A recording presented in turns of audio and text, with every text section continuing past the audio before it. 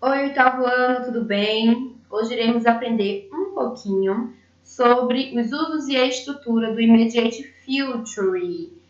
Ou seja, nós iremos trabalhar com o be going to para falar sobre futuro. Primeira coisa que eu trago aqui para vocês são os usos. Nós usamos o be going to para falar sobre futuros planejados, futuros organizados. E, portanto, eu coloco aqui. O be going to é usado principalmente para falar sobre ações planejadas ou que estão em curso. E trago a seguinte frase.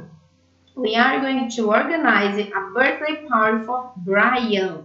Nós iremos organizar uma festa de aniversário para Brian. Então, pessoal, quando se fala em festa de aniversário, tem que ter uma organização mínima, pelo menos. Então, se eu estou falando de uma festa que vai acontecer no futuro, e que essa festa ela precisa de organização, de planejamento, quando eu for estruturar essa minha frase, como eu estruturei para falar sobre essa festa, para falar sobre os preparativos, para falar sobre o que eu pretendo fazer, então, se eu estou estruturando frases, né? E nessas frases eu estou falando de ações que vão ocorrer num futuro, mesmo que próximo, mas ações que estão sendo planejadas, eu vou utilizar a estrutura do be going to, certo? Também utilizo o be going to, o immediate future, para descrever um futuro próximo, algo que está prestes a acontecer, o que temos intenção de fazer, que está ali no meio do caminho de acontecer.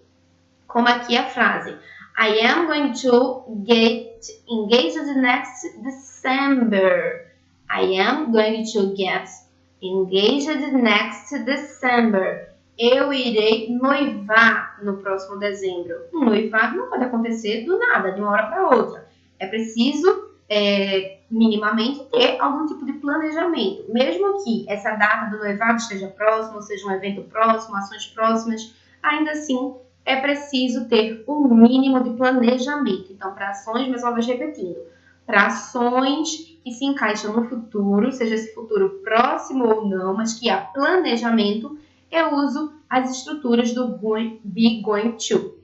Ainda falando sobre estrutura, bora lá ver quais seriam essas estruturas. A estrutura da afirmativa tem como primeiro plano um sujeito, que no caso serão os meus pronomes pessoais, os nossos pronomes pessoais.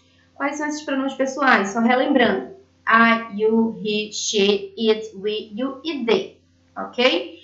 Quando eu falo, né, de estruturas no futuro, desse futuro planejado, e aí eu digo que a estrutura é be going to, esse be é justamente o verbo to be aqui, tá, minha gente?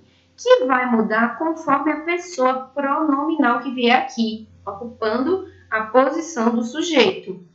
Então, só relembrando que o verbo to be é composto por I, am, are, is, ok? Am, are, is. Cuidado para não confundir os pronomes pessoais com o verbo to be, que vocês têm essa mania. Todas essas palavrinhas aqui de branco são os pronomes pessoais. Eu repeti lá quando eu estava falando do sujeito. Essas palavrinhas vão ocupar aqui, mais uma vez falando, a função de sujeito. Então, são elas. I, you, he, she, it, we, you e they. Ok? O verbo to be é o que vem aqui em amarelo. É o que vem depois. Então, para I, eu uso am. Para you, se o sujeito for you, eu uso are.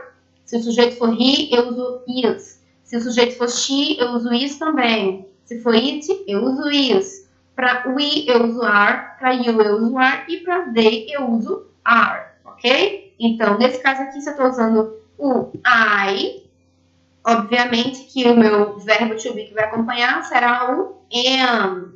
Depois vem o going to, que é uma estrutura fixa, que é essa estrutura que vai indicar o futuro. Então, vem lá o going to. Ao lado vai vir o verbo principal, que nesse caso é visit. Esse verbo principal sem alteração nenhuma, tá, minha gente? Sem mudança nenhuma na sua estrutura. E depois o complemento. If a tower next year. Formando a frase na afirmativa.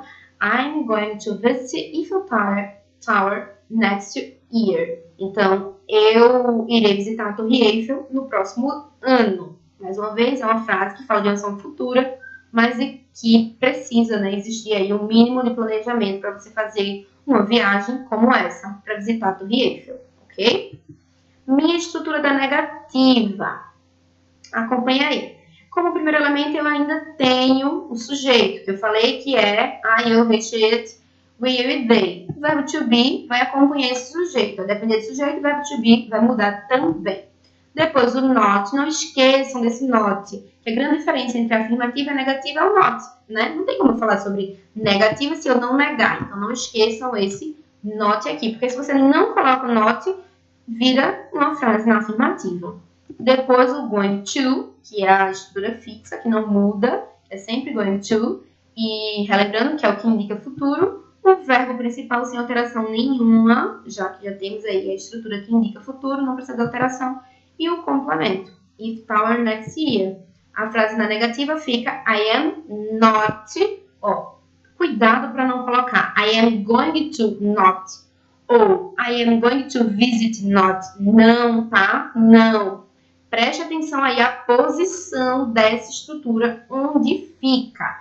A posição é entre o verbo to be e a partícula fixa do going to. Cuidado nisso.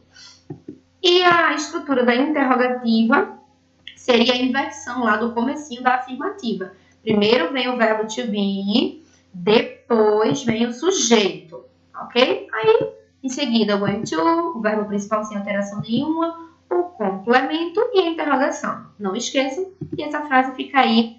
Am I going to visit Eiffel Tower next year? Eu irei visitar a Torre Eiffel no próximo ano. Então, essa foi a aula de hoje. Grande beijo e até a próxima!